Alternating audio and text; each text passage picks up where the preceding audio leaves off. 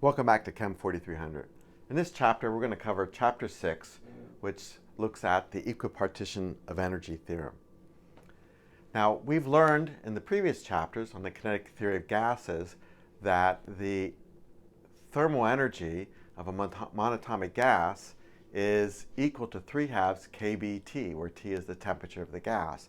And this is a result we derived starting from Boyle's law that PV is equal to a constant, and looking through Bernoulli's definition or derivation of the kinetic theory of gases and using Clapeyron's result to make this association of the mean kinetic energy with 3/2 kBT. But that was the case for a monatomic gas. So what about the case where we have a gas that's, say, polyatomic, where there's going to be translational, rotational, and vibrational motion?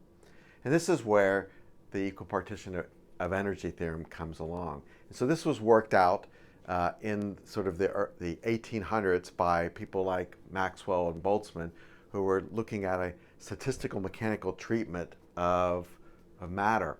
And we're not going to be going into the stat mech in this class, statistical mechanics in this class, but so I'm just going to give you the result. And one of the results is this thing called the equipartition of energy theorem that says, and so I'll give it to you two ways here. First, that energy is going to distribute itself on average equally among all the energetically accessible degrees of freedom, such as those associated with molecular translations, rotations, bond vibrations, electronic motions. In other words, energy wants to dissipate into all the different types of motions. Just like we saw in the case of just translation, if we just excited one molecule in terms of its speed, given one molecule some high velocity and the other ones were just static, we saw how that energy distributed into all of the molecules' motions.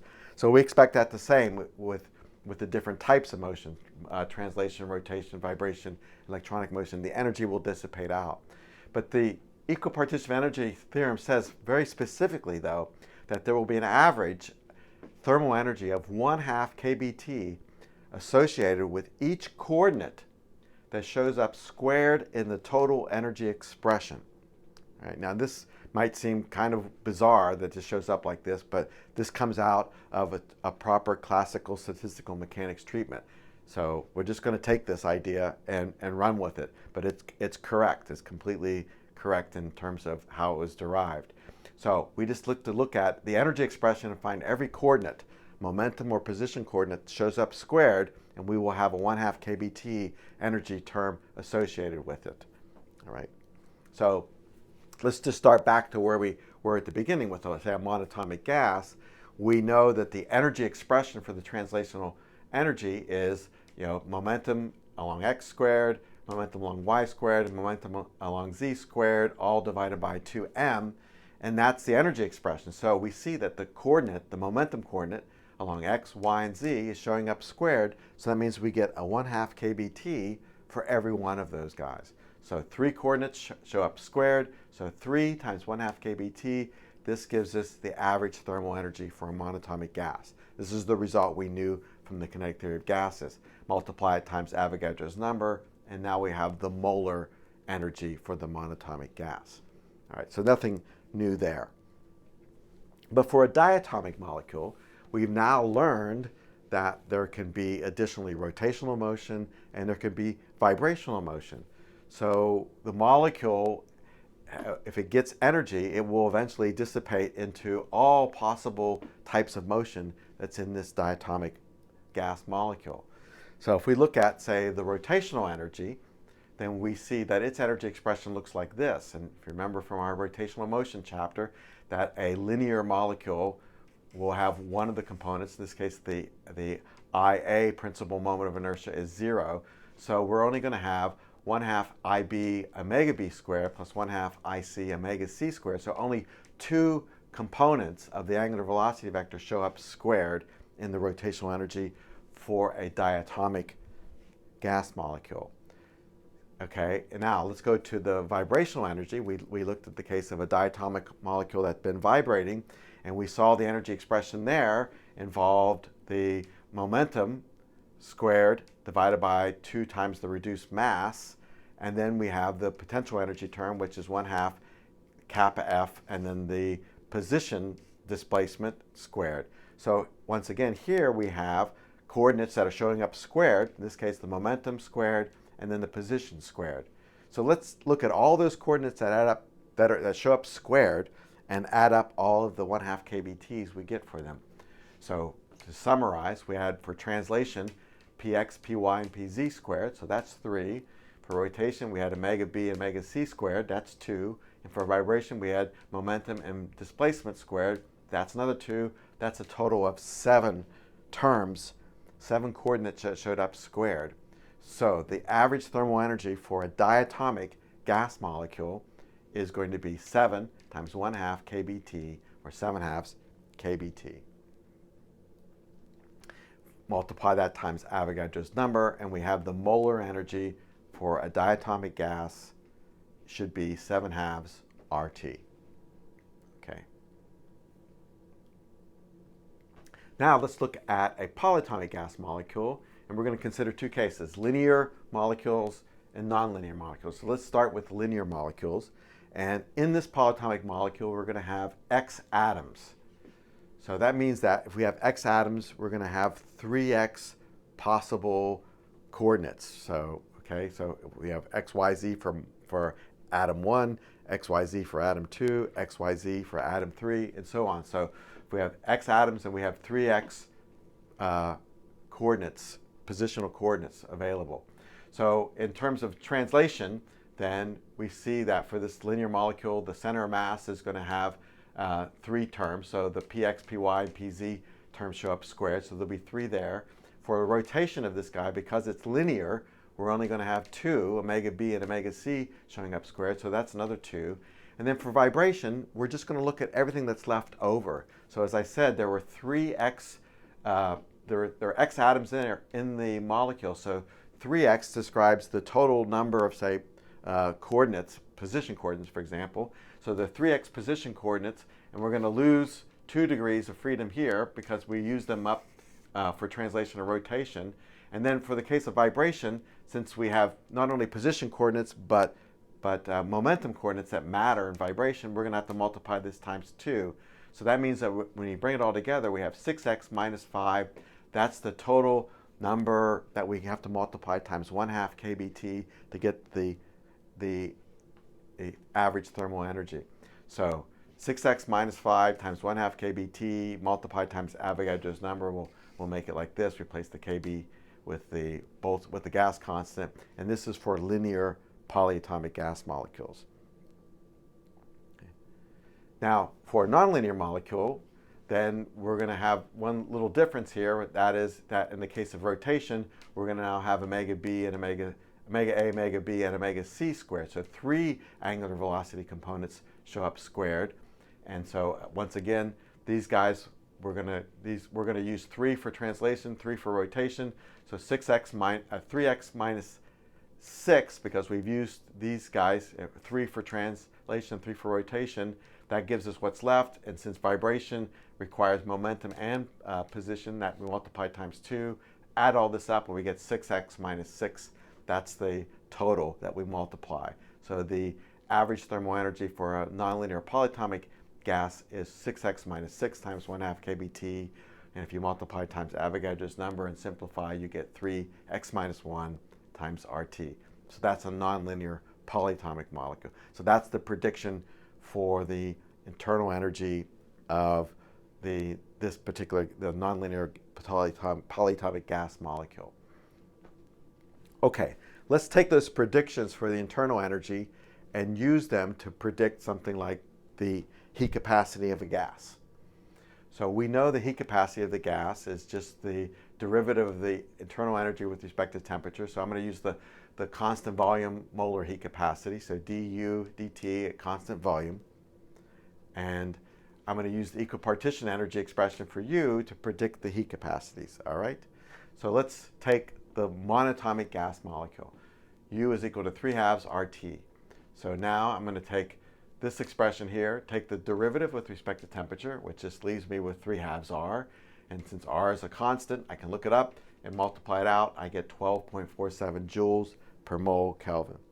So that's the prediction for the heat capacity of a monatomic gas based on the equipartition of energy theorem. And I'm going to look at some experimental values, and you'll see that helium, neon, argon all have measured values that are spot on with the predicted values. So that's really great agreement there. So if you were working out this theory of equipartition, you'd be really happy with this result of monatomic gases. So let's continue and see what else we get when we move on to diatomic and polyatomic cases. So in the case of a diatomic molecule, the internal energy is predicted to be 7/2 RT. So taking the derivative with respect to temperature gives us 7/2 R. Multiplying it out, we should find a value, numerical value of 29.10 joules per mole Kelvin. Now, if I look at heat capacities that have been measured for a few diatomic gases, we find values that are consistently lower than the predicted value.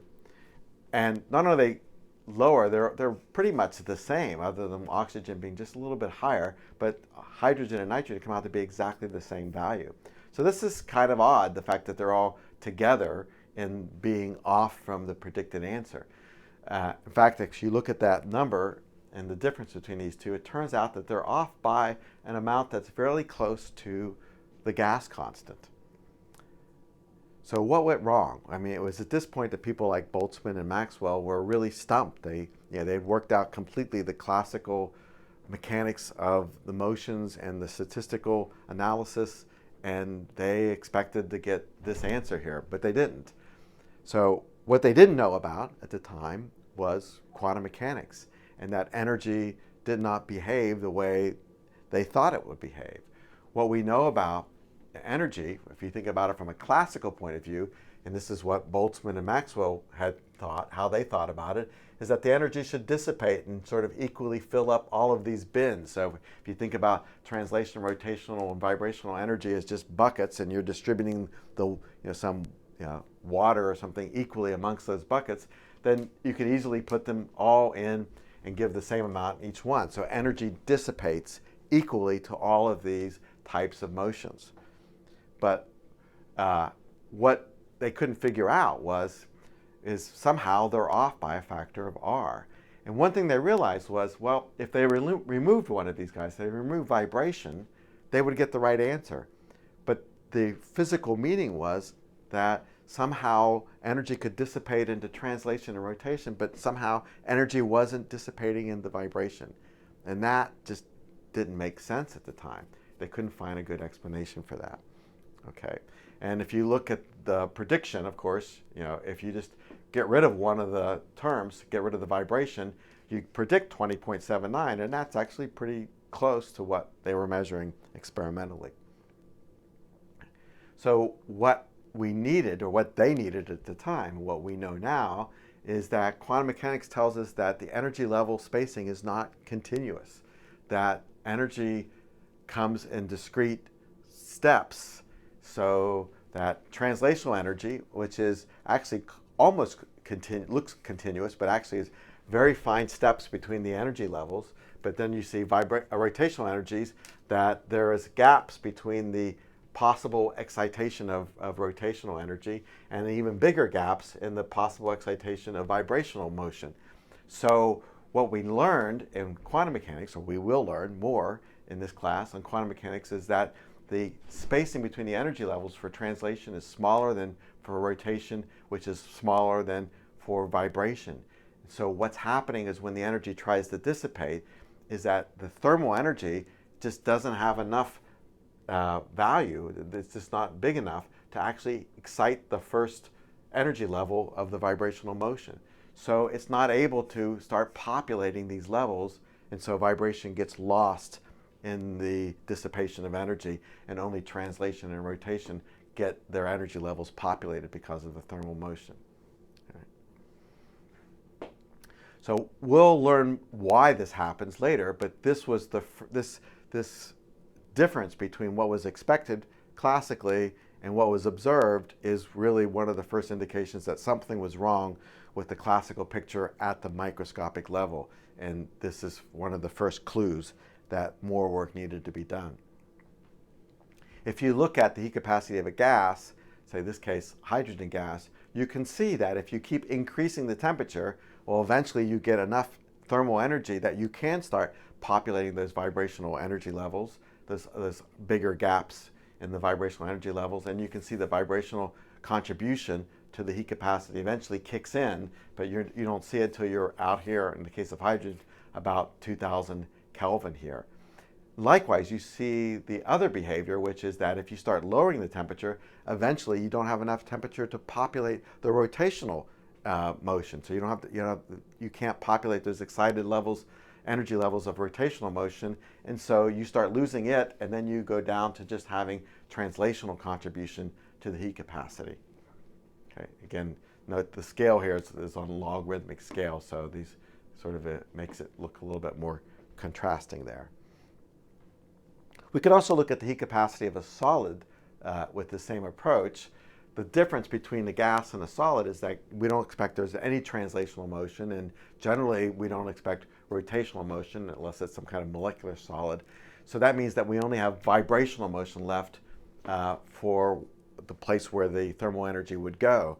And so in that case, then, each atom, we would look at each atom and say, well, it can vibrate along X, Y, or Z.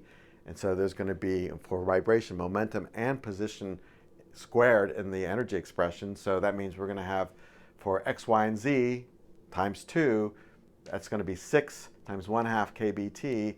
That's the prediction from the equipartition of energy theorem. And for a mole, it's going to be a molar quantity, it's going to be 3 RT. And if we compare that, well, first we'll calculate it out. So we'll take the derivative and we'll get 3R for the heat capacity, which is 25, which actually turns out to be a rule from the early days called the Dulong and Petit rule, which is that all heat capacities seem to be around 25 joules per mole Kelvin. And if you look at some heat capacity as a function of temperature, you can see that they all, as you increase the temperature, all start to approach this value of 3R, which is the law of Dulong and Petit, which is the prediction from the equipartition of energy theorem for a solid. You do see that there are some differences here between the different materials, and I'm going to leave this for a discussion in class. Why do you think that diamond might require higher temperatures before you reach the 3R limit, whereas something like lead would reach it much faster at lower temperatures? And this is something you should be able to answer now based on our previous discussions on vibrational motion. So just to convince you that this Dulong and Petit rule is working well, these are heat capacities for a whole bunch of solids, and you can see how well it works. These are mostly metals here where it works really well, and you can see the values are all very close to 25 joules per mole Kelvin. Okay, so that's it for this chapter.